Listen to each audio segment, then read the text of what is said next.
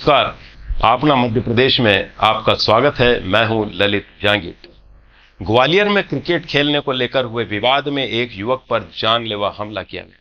पहले युवक के साथ मारपीट की गई, फिर उसको गोली मार दी गई। गोली लगने से 24 साल का अरेंद्र गौर नाम का युवक घायल हो गया, जिसे गंभीर हालत में अस्पताल में भर्ती कराया गया है। घटना बहोड़ापुर थाना क्षेत्र के रामदास घाटी स्थित होकर्स जोन के पास है। छत्तीसगढ़ बीजेपी को 20 जनवरी को नया राष्ट्रीय अध्यक्ष मिल जाएगा। पार्टी ने इसके लिए नोटिफिकेशन जारी कर दिया है। इसके मुताबिक 19 जनवरी को नामांकन भरा जाएगा।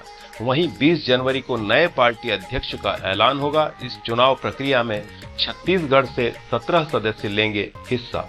दरअसल बीजेपी राष्ट्रीय अध्यक्ष चुनाव प्रक्रिया में राष्ट्रीय परिषद के सदस्य चुनाव अपनी भूमिका निभाएंगे।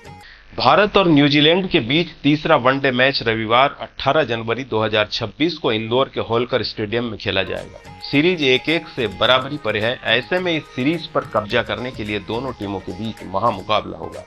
दोनों टीमों के बीच ये मुकाबला दोपहर 1:30 बजे से शुरू होगा, जबकि टॉस दोपहर 1 बजे होगा। इस मैच को लेकर प्रशासन और पुलिस द्वारा सभी तैयारियां पूरी कर ली गई।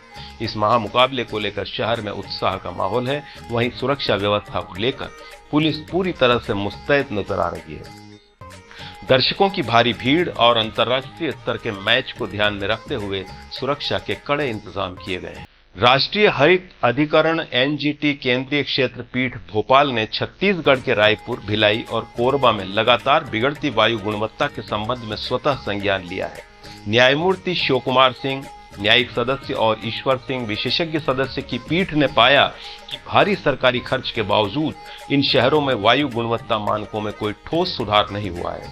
छत्तीसगढ़ के सुकमा जिले के तोंगपाल कुम्मा कोलेंग गांव से बेहद दर्द भरी तस्वीर निकलकर सामने आई है। इस गांव के रहने वाले बामन मंडावी को क्रिश्चियन होने की बड़ी कीमत चुकानी पड़ रही है।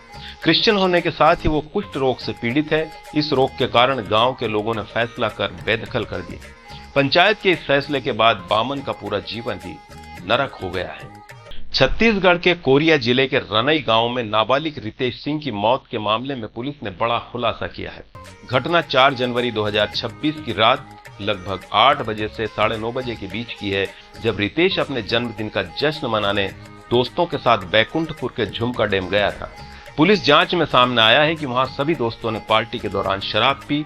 देर शाम वापस लौटते समय पटना पहुंचने पर आरोपी विद्याचंद्र साहू ने फिर से शराब खरीदी और पी ली। इस दौरान घटनाक्रम में वह मोड़ आया जिसने रितेश की जान ले ली। छत्तीसगढ़ के बस्तर पंडुम के संभाग स्तरीय आयोजन की तिथि में आंशिक संशोधन किया गया है। छत्तीसगढ़ शासन के संस्कृति विभाग द्वारा जारी आदेश के तहत अब इसका आयोजन 6 से 8 फरवरी तक संभागीय मुख्यालय जगदलपुर में होगा, जहां जिला स्तर पर बस्तर पंडुम के अंतर्गत आयोजित 12 विधाओं के विजेता दल और कलाकार शामिल हों।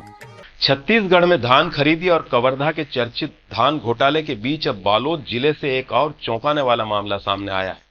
गुंडरदेही ब्लॉक के कोड़ेवा धान खरीदी केंद्र से 13 जनवरी को लगभग 900 बोरी धान लेकर निकला एक ट्रक आज तक संग्रहण केंद्र नहीं पहुंच पाया।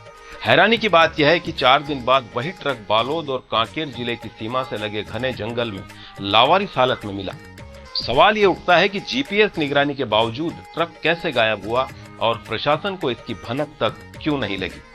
छत्तीसगढ़ के मुख्यमंत्री विष्णुदेव साय शनिवार को अपने 2 दिवसीय प्रवास पर सूरजपुर जिले के दौरे पर पहुंचे। मुख्यमंत्री के दौरे को लेकर जिले में खास उत्साह देखने को मिला। विकास कार्यों की सौगात के साथ साथ मुख्यमंत्री ने स्थानीय संस्कृति के सबसे बड़े उत्सवों में से एक कर्मा नृत्य प्रतियोगिता में शिरकत कर लोगों का दिल जीत लिया। मध्य प्रदेश के नर्मदापुरम जिले के सोहागपुर थाना क्षेत्र में शनिवार रात को एक भीषण सड़क हादसा हो गया। स्टेट हाईवे पर करनपुर के पास हुए इस दर्दनाक हादसे में 3 नाबालिग युवकों की जान चली गई। हादसे की खबर मिलते ही पूरे इलाके में शोक की लहर दौड़ गई। वहीं मृतकों के गांव आमदेही में मातम पसरा हुआ है। मध्य प्रदेश में सरकारी नलों से जहर की सप्लाई थमने का नाम नहीं ले रहा है। इंदौर में दूषित पानी पीने से 24 लोगों की मौत के बाद अब रायसेन जिले में भी हालत भयावह होते नजर आ रहे हैं। रायसेन के औद्योगिक नगर मंडीदीप में नलों से गंदा और बदबूदार पानी आने से नागरिकों का सब्र टूट गया है। छत्तीसगढ़ के बेमेतरा जिले से एक बड़ी खबर है। यहां पर जिला पंचायत की सीईओ प्रेमलता पद्माकर ने जिले के 21 अफसर कर्मचारियों को नोटिस जारी कर दिया। इसके बाद अफसर कर्मियों में हड़कंप मच गया है। पूरा मामला पीएम आवास की धीमी प्रगति से जुड़ा हुआ है। आज की खबरों में बस इतना ही। कल फिर मुलाकात होगी नई खबरों के साथ। नमस्कार।